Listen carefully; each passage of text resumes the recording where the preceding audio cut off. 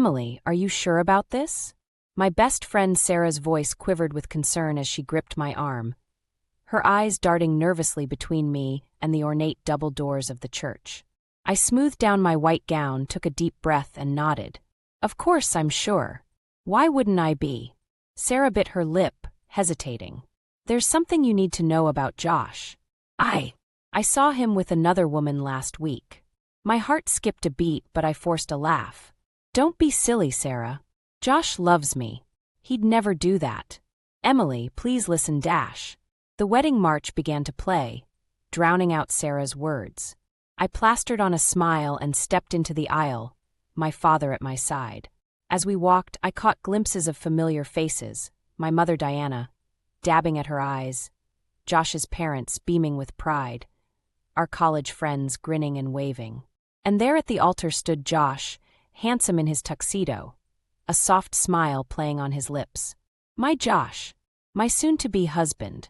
As I reached him, he took my hands in his. You look beautiful, he whispered. The ceremony passed in a blur. I barely heard the minister's words, too caught up in Josh's eyes and the warmth of his hands. When it came time for our vows, Josh's voice rang out clear and strong. Emily, from the moment I met you, I knew you were the one. I promised to love you, cherish you, and be faithful to you for all the days of our lives. A flicker of doubt crossed my mind at the word faithful, but I pushed it away. This was our perfect day. Nothing could ruin it. As we exited the church amid a shower of rice and cheers, I caught sight of Sarah. She stood apart from the crowd, her face etched with worry. I turned away, focusing instead on Josh's arm around my waist as we climbed into the waiting limo. The reception was a whirlwind of toasts, dances, and laughter. As Josh and I swayed to our first dance, I rested my head on his shoulder, breathing in his familiar scent. I love you, I murmured. I love you too, he replied, but something in his tone made me pull back slightly. His eyes didn't quite meet mine. Later, as we mingled with guests, I overheard a snippet of conversation between two of Josh's coworkers. Can't believe he went through with it, one of them said. I know, right? After what happened with Melissa. They fell silent as they noticed me nearby. I frowned, trying to place the name Melissa. Hadn't that been Josh's assistant who'd quit suddenly last month? As the night wore on, a creeping unease settled in my stomach. I found myself watching Josh more closely, noticing how his gaze sometimes lingered on other women, how he seemed to avoid being alone with me for too long. Finally, as the last guests were leaving, I cornered him near the coat check. Josh, we need to talk, I said, my voice low and urgent. He raised an eyebrow. About what? About us. About faithfulness. Sarah told me she saw you with another woman. Josh's face darkened. Emily, it's our wedding night. Do you really want to start our marriage with accusations? I faltered, suddenly unsure. No, I just want the truth. He sighed, running a hand through his hair. The truth is, I love you. Isn't that enough? Before I could respond, he pulled me into a kiss. It was passionate, demanding, and for a moment I forgot my doubts. But as we broke apart, I caught a glimpse of something in his eyes, a flicker of guilt quickly masked. As we left the reception hall, hand in hand, I couldn't shake the feeling that I'd just made the biggest mistake of my life. But it was too late now. For better or worse, I was Mrs. Emily Carter.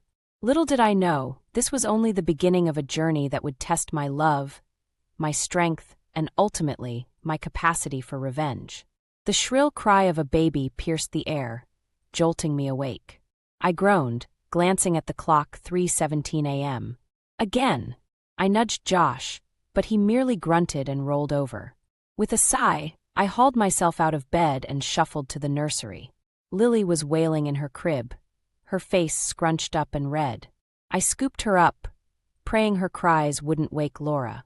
Shush, sweetie, I murmured, rocking her gently. Mommy's here.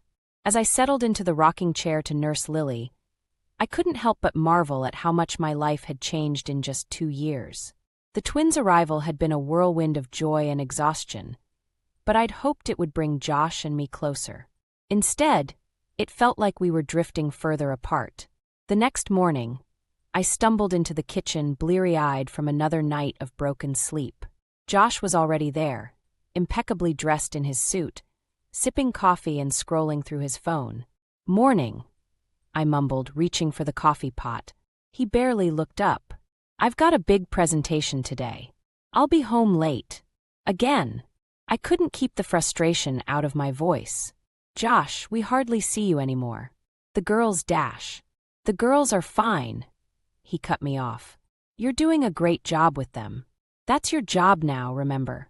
I bit my lip, stung by his dismissive tone. Before I could respond, Laura's cries echoed from the nursery. Josh stood up, gathering his briefcase. "I've got to go. Good luck with the twins today." As the front door slammed behind him, I felt a familiar wave of loneliness wash over me. This wasn't how I'd imagined our life together. Later that afternoon, I was trying to fold laundry while keeping an eye on the twins playing on the floor. My phone buzzed with a text from my mother, Diana. "How are you holding up, sweetie? Want me to come over?" I hesitated, then replied, "That would be great, Mom. Thanks." An hour later, Diana bustled through the door, arms laden with groceries. "I thought you could use a home-cooked meal," she said, giving me a warm hug. As she played with the girls, I found myself pouring out my frustrations about Josh's absence and indifference. Diana listened sympathetically, her brow furrowed with concern. "Have you tried talking to him about how you feel?" she asked gently. I nodded, blinking back tears. "He just doesn't seem to care. It's like we're not even a family to him." Diana squeezed my hand. "Oh, honey, you deserve so much better than this." Just then, the front door opened and Josh walked in. He paused, taking in the scene, Diana on the floor with the twins, me with red-rimmed eyes. "What's going on here?" he asked, his tone sharp. "I invited Mom over for dinner," I said, trying to keep my voice steady. "I thought it would be nice for the girls to see their grandmother." Josh's jaw tightened. "You should have asked me first. I told you I had a big day today. I'm not in the mood for company." Diana stood up, her expression hardening. "Josh, Emily is your wife, not your employee. She doesn't need your permission to invite her own mother over." "This is my house," Josh snapped. "And I'd appreciate it if you'd stay out of our business." I gasped, shocked by his rudeness. "Josh, apologize to my mother right now." Instead, he turned on his heel and stormed upstairs. The sound of the bedroom door slamming made both babies start crying. As I rushed to comfort the twins, I caught sight of my reflection in the mirror. The woman staring back at me looked tired, defeated. But underneath the exhaustion, I saw a flicker of something else, determination. In that moment, I realized things couldn't go on like this. Something had to change. And if Josh wasn't willing to change, then maybe I needed to be the one to take action. Little did I know, that realization was the first step on a path that would change all our lives forever. The days blurred together in a haze of diaper changes, feedings, and stolen moments of sleep. Josh's presence in our home became increasingly rare, his excuses for late nights at the office growing more elaborate. I found myself sinking deeper into a pit of loneliness and resentment. One particularly trying afternoon, with both girls wailing inconsolably, I reached my breaking point. I dialed Josh's number, praying he'd pick up. "Emily, I'm in a meeting," he answered, his voice clipped. "Josh, please." I begged, my voice cracking. "I need help. The girls won't stop crying and I dash." "Handle it, Emily," he interrupted. "That's your job now, remember? I'm working to provide for this family." The line went dead. I stared at the phone in disbelief, hot tears streaming down my face. In that moment, the weight of my isolation crashed down on me. Desperate for a lifeline, I called my mother. "Mom," I sobbed, "can you come over? I can't do this alone anymore." Diana arrived within the hour, her face etched with concern. She took in the scene, the crying babies, the messy house, my disheveled appearance, and immediately sprang into action. "Oh, sweetheart," she murmured, pulling me into a hug. "Why didn't you call me sooner?" As she helped me settle the twins, I I poured out my heart. The loneliness, Josh's indifference, the growing chasm in our marriage, it all came tumbling out. I feel like I'm drowning, Mom, I confessed. Josh is never here, and when he is, it's like he can't stand to be around us. What if he regrets having the girls? Diana's eyes flashed with anger. That's no excuse for abandoning his responsibilities as a father and husband. You deserve better, Emily. Her words struck a chord. For the first time, I allowed myself to truly consider the possibility that Josh's behavior wasn't just a phase. It was who he'd become. That evening, after my mother left and the girls were finally asleep, I heard Josh's key in the lock. I steeled myself for confrontation, determined to make him understand the toll his absence was taking. "Josh, we need to talk," I said as he walked in. He sighed, loosening his tie. "Can it wait? I'm exhausted." "No, it can't," I insisted, my voice stronger than I felt. "You're never here, Josh. The girls barely know you. I'm struggling and you don't seem to care." His face hardened. "I'm working my ass off to provide for this family. What more do you want from me?" "I want a partner," I cried. "Someone who shares the load, who's present for his children." "Is that too much to ask?" Josh's eyes narrowed. "Maybe if you were more competent at handling things, I wouldn't need to work so much." His words hit me like a physical blow. I stumbled back, shocked by the venom in his voice. "How dare you?" I whispered. "I've given up everything for this family. My career, my independence dash." "No one asked you to do that," he snapped. "If you're so unhappy, maybe you should just leave." The silence that followed was deafening. We stared at each other, the gulf between us suddenly vast and unbridgeable. "Maybe I should," I finally said, my voice barely audible. Something flickered in Josh's eyes, surprise? Regret? But it was gone in an instant, replaced by cold indifference. "Do what you want," he muttered, brushing past me towards the stairs. "I'm going to bed." As I watched him go, a strange calm settled over me. In that moment, I realized the truth I'd been avoiding for so long. The man I married was gone. In his place was a stranger who cared more about his job than his family. I looked around at the home we'd built together, now feeling more like a prison than a sanctuary. And I knew, with a certainty that both terrified and exhilarated me, that something had to change. Tomorrow, I decided I would start planning my escape.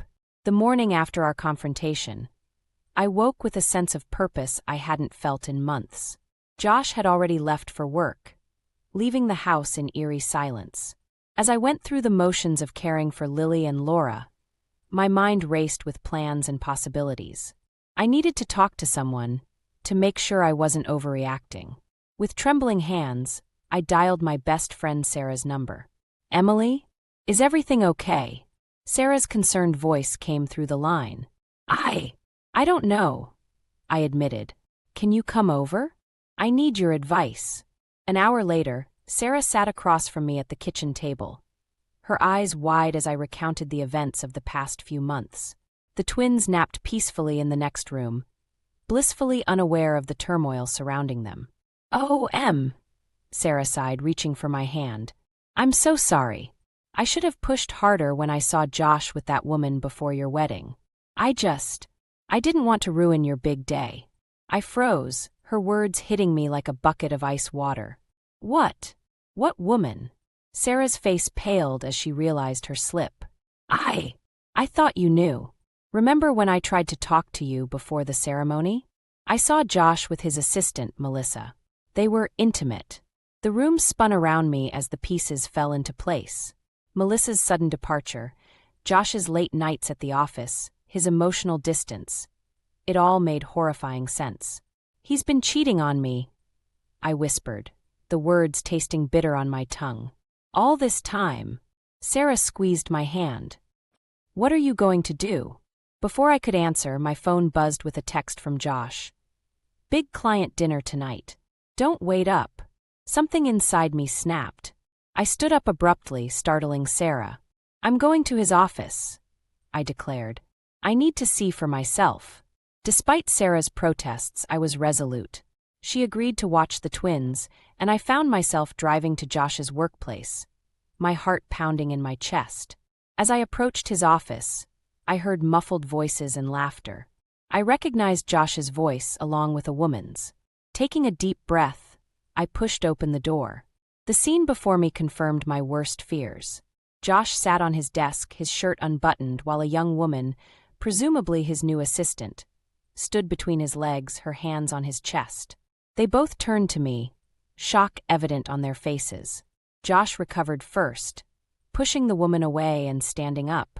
"Emily," he said, his voice cold. "What are you doing here?" I stared at him, my vision blurring with tears of rage and betrayal. "How could you?" I whispered. Josh's face hardened. "This is my workplace. You have no right to barge in here like this." His callousness in the face of his betrayal was the final straw. "No right," I repeated, my voice rising. "I'm your wife, the mother of your children. Or have you forgotten about us in your quest to climb the corporate ladder and bed every assistant who crosses your path?" Josh's eyes flashed dangerously. He grabbed my arm, his grip painfully tight. "You're making a scene," he hissed. "Go home, Emily. We'll discuss this later." I wrenched my arm free, suddenly aware that several of Josh's coworkers had gathered in the hallway, watching the drama unfold. "There's nothing to discuss," I said, my voice steady despite the trembling in my body. "We're done, Josh. I won't let you treat me like this anymore." As I turned to leave, Josh called out, his voice laced with venom. "You're nothing without me, Emily. You're just an incompetent housewife. How will you survive on your own?" I paused at the door, looking back at the man I once loved. In that moment, I saw him clearly for the first time. Not as the charming, successful husband I'd thought I married, but as a cruel, selfish individual who cared for no one but himself. "Watch me," I said quietly, and walked out of his office and his life. As I drove home, my hands shaking on the steering wheel, I knew there was no turning back. The life I had known was over, but as terrifying as that thought was, I felt a glimmer of hope. For the first time in years, I was taking control of my own destiny. Tomorrow, I decided I would start planning my new life for myself and for my daughters. The days following my confrontation with Josh at his office were a blur of frantic planning and heart-wrenching decisions. I moved through our house like a ghost, packing essentials for the girls and myself while Josh maintained a cold, stony silence. One evening, as I was putting the twins to bed, I heard Josh's heavy footsteps on the stairs. My heart raced as he appeared in the nursery doorway, his face a mask of barely contained anger. "So, you're really going through with this?" he sneered, eyeing the half-packed suitcases in the corner. I straightened my spine, meeting his gaze. "Yes, Josh, I am." He stepped closer, his presence looming over me. "And where do you think you'll go? How will you support yourself and the girls?" "I'll figure it out," I said, my voice steadier than I felt. "Anything's better than staying here with you." Josh's eyes flashed dangerously. He grabbed my arm, yanking me closer. "You're not taking my daughters anywhere," he hissed. Fear coursed through me, but I refused to show it. "Let go of me, Josh," I said firmly. Instead, his grip tightened. "You're nothing without me, Emily.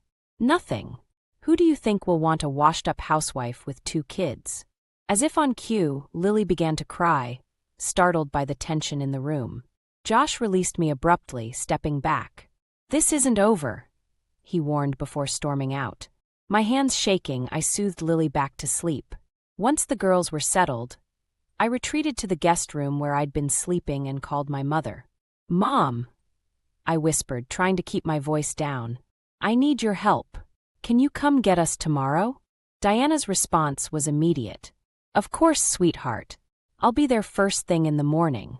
The next day dawned bright and clear, a stark contrast to the turmoil in my heart.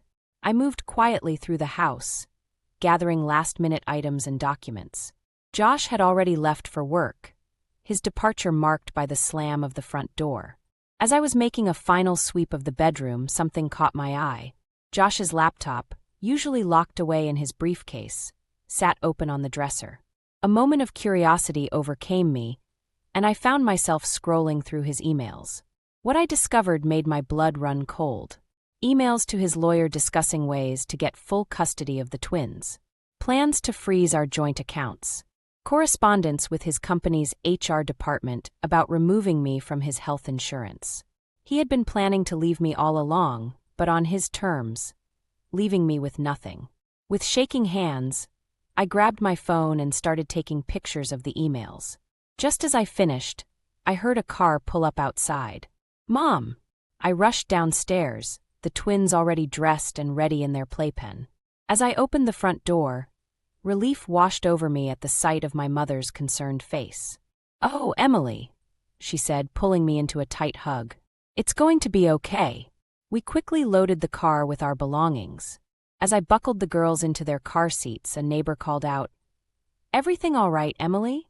I hesitated, then made a split-second decision. "No," I said clearly. "But it will be." As we pulled away from the house, I felt a mixture of fear and exhilaration. I had no idea what the future held, but I knew one thing for certain. I would never let Josh control me or my daughters again. "Mom," I said, my voice steady.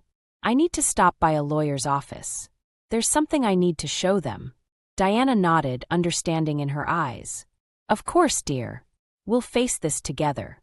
As we drove away from the life I had known, I felt a strange sense of calm settle over me. The road ahead was uncertain, but for the first time in years, I felt like I was moving in the right direction. Little did I know, the evidence I had discovered on Josh's laptop would be the key to not just securing my future, but to exposing the true nature of the man I had once loved. The first few weeks at my mother's house were a whirlwind of legal meetings, sleepless nights, and the constant, gnawing fear of what Josh might do next. Diana was my rock, helping with the twins and offering words of encouragement when I felt like I was drowning. One morning, as I sat at the kitchen table, poring over divorce papers, my phone buzzed with a text from an unknown number. My heart stopped as I read the message. "I know what you did. Meet me at the park in an hour, or Josh finds out everything." My hands shook as I showed the message to my mother. "What does this mean?" I whispered. "What could I have done?" Diana's face paled. "Emily, you can't go. It could be dangerous." But curiosity and fear won out. "I have to know, Mom. Can you watch the girls?" An hour later, I found myself sitting on a park bench, my eyes darting nervously around. Suddenly, a familiar figure approached Melissa, Josh's former assistant. "Emily," she said, her voice trembling. "I'm sorry for the cryptic message. I needed to talk to you." As Melissa sat beside me, her story came tumbling out. She and Josh had indeed been having an affair, but it wasn't just that. Josh had been embezzling money from the company, and Melissa had helped him cover it up. "He promised we'd run away together," she said, tears streaming down her face. "But then he fired me and threatened to pin everything on me if I spoke up." My mind reeled. "Why are you telling me this?" Melissa pulled out a USB drive. "Because I kept records of everything. Emails, bank transfers, all of it. I thought, maybe you could use it." I stared at the small device, understanding the weight of what she was offering. "Melissa, this could ruin him." She nodded grimly. "I know, but after what he did to both of us, doesn't he deserve it?" As I clutched the USB drive, my phone buzzed again. This time it was Josh.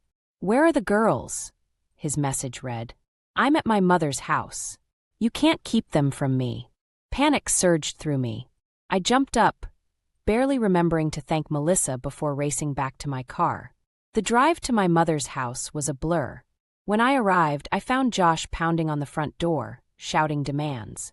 "Josh!" I called out, my voice stronger than I felt. "Stop this right now."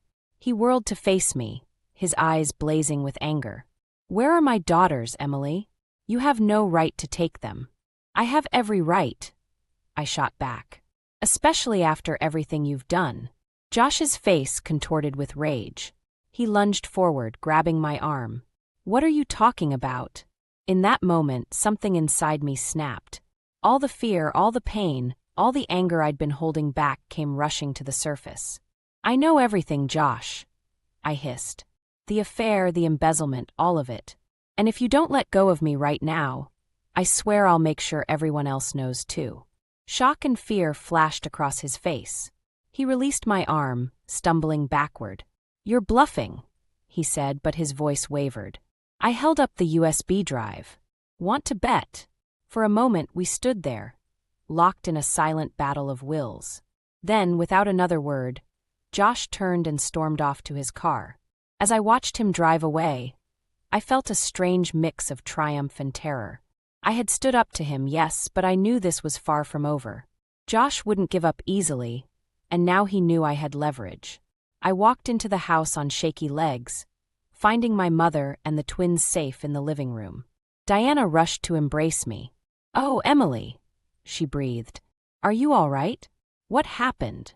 I sank onto the couch, the weight of everything crashing down on me. "Mom," I said, my voice barely above a whisper, "I think I just started a war." As I held my daughters close, I realized that the real battle was just beginning. But for the first time, I felt ready to fight. Not just for myself, but for the future my girls deserved. The morning after my confrontation with Josh, I woke to a barrage of missed calls and text messages. My hands shook as I scrolled through them, each one more threatening than the last. "You'll regret this, Emily. I'll take everything from you. You're nothing without me."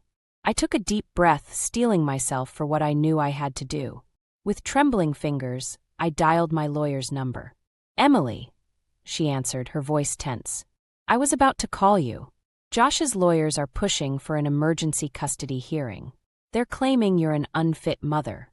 My heart plummeted. "What? How can they do that? They're using your sudden departure as evidence of instability. Emily, we need to act fast." As I hung up, my mother appeared in the doorway, her face etched with concern. "What's wrong, sweetheart?" I couldn't hold back the tears any longer. "He's trying to take the girls, Mom. I can't lose them." Diana wrapped me in a fierce hug. "We won't let that happen. It's time to fight fire with fire." With renewed determination, I pulled out the USB drive Melissa had given me. "You're right. It's time to expose Josh for who he really is." Over the next few hours, I pored over the files, my shock growing with each revelation. Not only had Josh been embezzling money, but he'd been using company funds to finance a lavish lifestyle with multiple mistresses. As I compiled the evidence, a plan began to form. I reached out to Sarah, who worked in media relations. "Emily, are you sure about this?" Sarah asked, her voice filled with concern. "Once this goes public, there's no going back." I glanced at a photo of my daughters on the nightstand. "I'm sure. It's time the world saw the real Josh Carter." That evening, as Josh prepared to appear on a local news segment about his company's latest philanthropic efforts, I made my move.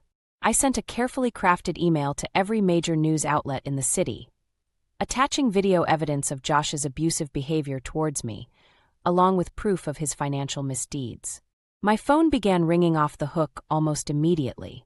Reporters, Josh's company executives, even old friends I hadn't spoken to in years. But I ignored them all, my eyes glued to the TV screen.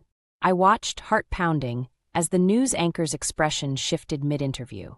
She touched her earpiece, then turned to Josh with a steely gaze. "Mr. Carter, we've just received some disturbing information about you and your company. Would you care to comment on allegations of embezzlement and domestic abuse?" The color drained from Josh's face. He stammered, trying to deflect, but the damage was done. Within minutes, the story had gone viral. As social media exploded with outrage and support, I felt a strange mix of vindication and terror. I had done it. I had exposed Josh's true nature to the world. But at what cost? My phone buzzed with a text from Josh. "You've ruined everything. I hope you're happy." Before I could process my swirling emotions, there was a loud banging at the front door. I rushed downstairs to find Josh, wild-eyed and reeking of alcohol. "How could you do this to me?" he roared, pushing past me into the house. "Josh, you need to leave," I said, trying to keep my voice steady. "The girls are sleeping." He lunged forward, grabbing my shoulders. "Those girls are mine, Emily. You can't take them from me." As Josh's grip tightened, I heard a small voice behind me. "Mommy!" We both turned to see Lily standing at the foot of the stairs, her eyes wide with fear. In that moment, something inside me snapped. I wrenched myself free from Josh's grasp and stood between him and our daughter. "Get out!" I hissed, my voice low and dangerous. "Get out now, or I swear I'll make you regret ever laying a hand on me." Josh stumbled backward, the fight suddenly gone from his eyes. As he retreated, I scooped Lily into my arms, my heart racing. I had won this battle, but as I held my trembling daughter, I realized the war was far from over. The real challenge lay ahead, rebuilding our lives in the aftermath of this storm. But for the first time in years, I felt truly strong. I had faced my greatest fear and come out the other side. Whatever came next, I knew I could handle it. For my girls, for myself, I would rise from these ashes stronger than ever. The weeks following Josh's public downfall were a whirlwind of legal battles, media scrutiny, and emotional upheaval. But as the dust began to settle, I found myself standing on the precipice of a new life, one I had never dared to imagine. The final custody hearing loomed before me like a mountain I had to climb. As I entered the courtroom, my heart pounding, I caught sight of Josh. He looked haggard, a shadow of the powerful executive he once was. For a moment our eyes met, and I saw a flicker of the man I had once loved. But then it was gone, replaced by cold fury. The judge called the court to order, and I took a deep breath. This was it, the moment that would determine the course of our lives. As the proceedings unfolded, Josh's lawyer painted me as an unstable, vindictive woman who had orchestrated his client's downfall out of spite. I gripped the edge of my seat, fighting back tears. But then it was my turn. With shaking hands, I presented the evidence of Josh's abuse, his neglect, his infidelity. I spoke of the lonely nights, the constant fear, the struggle to protect my daughters from their father's indifference. "Your Honor," I said, my voice growing stronger with each word, "I'm not here to destroy Josh. I'm here to save my children and myself." The courtroom fell silent as the judge deliberated. When she finally spoke, her words washed over me like a tidal wave. "Full custody is granted to Emily Carter, with supervised visitation for Joshua Carter pending completion of anger management and parenting classes." Relief flooded through me, so intense I could barely stand. As the courtroom erupted in murmurs, I turned to my mother, who enveloped me in a fierce hug. "You did it, sweetheart," she whispered. "You're free." As we left the courthouse, a crowd of reporters surged forward. But instead of feeling overwhelmed, I felt a strange calm settle over me. "Ms. Carter, how do you feel about the verdict? What's next for you and your daughters? Do you have any words for other women in abusive relationships?" I paused, considering the last question. Then, looking directly into the nearest camera, I spoke from my heart. "To anyone out there who's afraid, who feels trapped or powerless, you're stronger than you know. It's not easy to leave, to start over. But you deserve happiness. You deserve peace. And you are not alone." As the words left my mouth, I realized I wasn't just speaking to others. I was speaking to myself, to the woman I had been just months ago. In the days that followed, opportunities one never expected began to unfold. A women's shelter reached out, asking if I'd be willing to share my story with their residents. A local community college offered me a chance to finish my degree with a flexible schedule that would allow me to care for the twins. One evening, as I sat on my mother's porch watching Lily and Laura play in the yard, I felt a profound sense of peace wash over me. The road ahead wouldn't be easy, but for the first time in years, I was excited about the future. "You know," my mother said, joining me with a cup of tea, "I always knew you had this strength in you. I'm so proud of the woman you've become." I smiled, tears pricking my eyes. "I couldn't have done it without you, Mom." As the sun set, casting a golden glow over the yard, I thought about the journey that had brought me here. The pain, the fear, the moments of despair, they had all led to this. I had faced my greatest challenges and emerged stronger, wiser, and more resilient than I ever thought possible. I was no longer Josh Carter's wife, defined by his success and controlled by his whims. I was Emily Carter, mother, daughter, survivor. And my story was just beginning.